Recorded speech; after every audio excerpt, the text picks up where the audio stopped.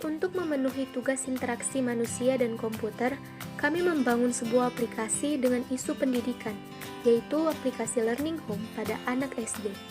Mengapa anak SD perlu menjadi perhatian? Mengapa perlu membuat aplikasi ini pada anak SD? Sekolah dasar merupakan pendidikan dasar bagi seorang manusia setelah pendidikan yang ia terima di dalam keluarga. Pendidikan di sekolah dasar menjadi sangat penting karena merupakan fondasi bagi jenjang sekolah yang lebih tinggi, yaitu SMP. Oleh sebab itu, perlu memperhatikan metode pembelajaran anak sekolah dasar yang efektif dan tidak membosankan, sehingga memacu minat belajar serta kenyamanan dan perasaan menyenangkan dalam belajar.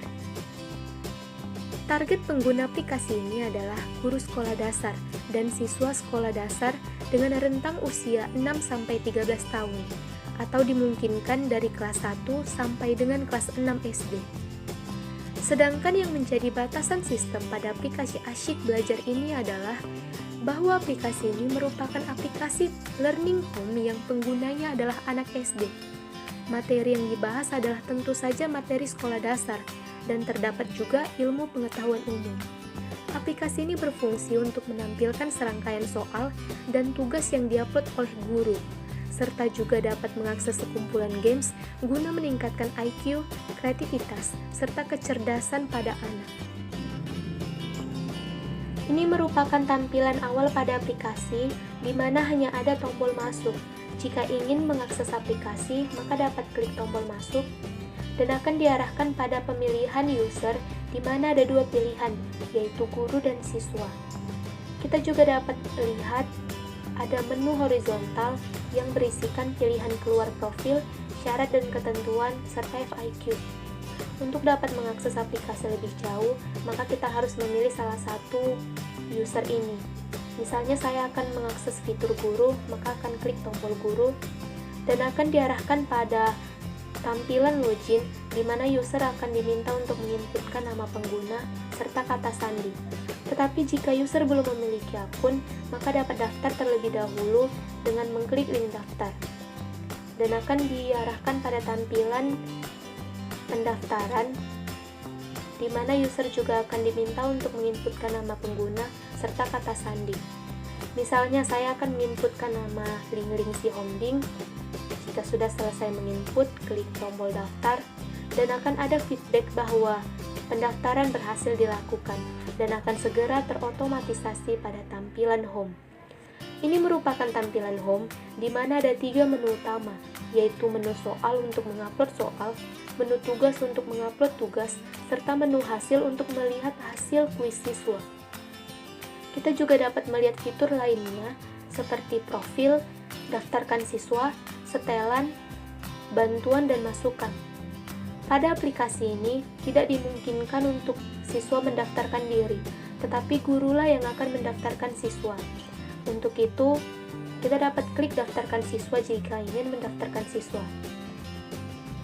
Maka akan diarahkan pada tampilan registrasi, di mana user atau guru diminta untuk menginput nama pengguna atau siswa, jenis kelamin siswa, kelas, serta kata sandi. Misalnya saya akan menginputkan nama siswa dengan nama Tintin, dengan jenis kelamin perempuan dan kelas 5. Jika sudah selesai, klik tombol daftarkan siswa, maka akan dibawa pada tampilan feedback bahwa pendaftaran sudah berhasil dilakukan. Jika kita lihat, ada 2 pilihan, yaitu jika ingin kembali ke home, maka dapat akses tombol home, dan jika ingin mendaftarkan lagi, maka dapat akses link daftar lagi.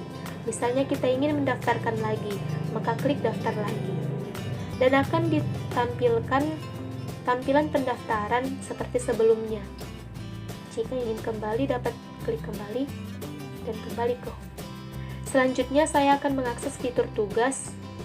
Untuk mengakses, klik tombol tugas, dan akan dibawa pada tampilan pemilihan mata pelajaran apa yang ingin kita upload tugasnya. Misalnya saya ingin mengupload tugas seni budaya, maka saya dapat klik seni budaya, dan akan ditampilkan tampilan seperti ini. Di dalam tampilan ini akan ada satu label yang terotomatisasi terisi ketika kita selesai mengisi mata pelajaran, dan akan ada satu text box untuk mengisikan ringkasan tugas. Jika kita lihat ada tombol yang tidak aktif dan akan aktif ketika kita mengisikan ringkasan tugas. Kita akan memulai mengisi ringkasan tugas seperti ini. Jika sudah terisi, kita dapat lihat bahwa tombolnya sudah aktif kembali. Jika ingin mengunggah, klik unggah, dan akan ada feedback bahwa tugas sudah berhasil diunggah, dan akan terotomatisasi kembali ke tampilan home.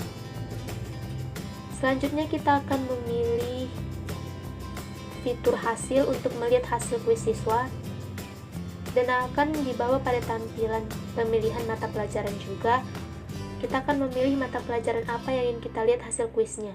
Misalnya saya akan melihat hasil kuis matematika, maka dapat klik tombol matematika dan akan ditampilkan hasil siswa sebagai berikut.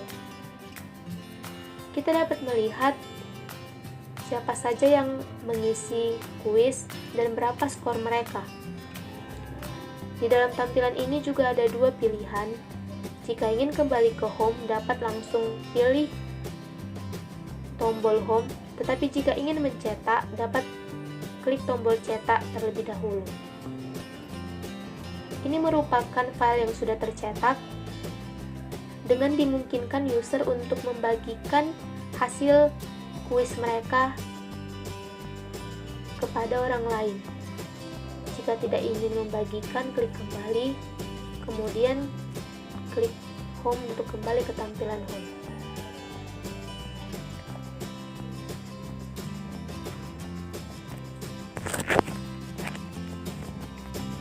Kemudian akan ditampilkan menu home seperti ini.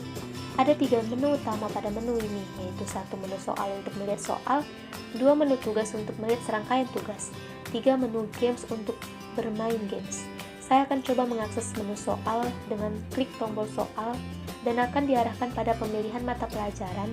Contohnya saya akan memilih mata pelajaran matematika dan akan langsung ditampilkan serangkaian soal matematika seperti ini untuk kita jawab. Jika ingin menyelesaikan soal dan ingin melihat hasil tes, maka dapat mengklik link selesai sehingga akan ditampilkan hasil tes seperti ini. Kita dapat melihat koin serta kembali ke menu utama sesuai dengan kebutuhan kita. Untuk saat ini saya ingin melihat koin pada tampilan ini dan akan ditampilkan tampilan jumlah koin yang kita miliki serta fitur lainnya yang dapat kita akses seperti beranda, setelan, bantuan, serta keluar dari aplikasi. Kita dapat kembali ke menu utama melalui menu beranda.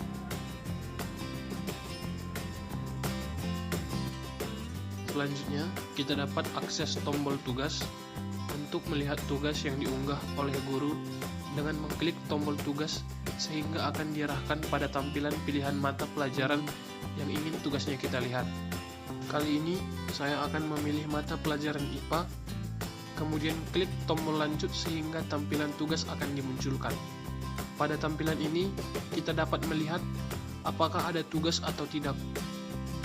Jika sudah selesai, melihat dapat kembali ke menu home dengan klik tombol home.